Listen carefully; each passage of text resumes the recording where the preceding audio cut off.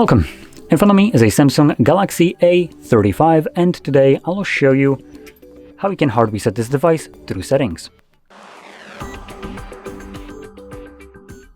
So to get started, you want to open up your settings. Let's get rid of this. There we go. So main settings page. From here you'll scroll all the way down to General Management and swipe down again and select Reset. Swipe down and select, which one is it? Oh, there we go. It's this actually here, Factory Data Reset. This will then present you with a list of data that will be removed by this process along with accounts. So if anything from this list consists of something that you would like to preserve, maybe your music, photos, stuff like that, make a copy of it before you begin any further.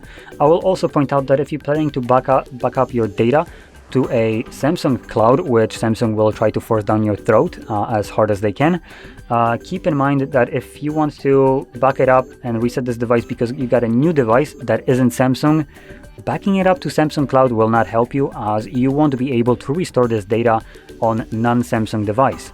So that would leave you with backing it up to your computer manually without using any of these Samsung garbage softwares. And I am saying garbage softwares because Samsung makes it abundantly hard for you to back up your data in any other way outside of Samsung. So be wary of that. You might need to do it in like successions, just small chunks up, for instance, backed up to your computer, stuff like that, because Samsung will try to make it as painful for you as possible. And I am speaking from experience.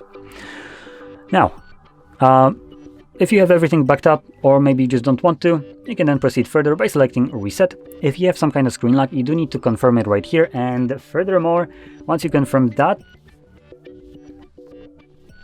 turn off flight mode. And once you do that,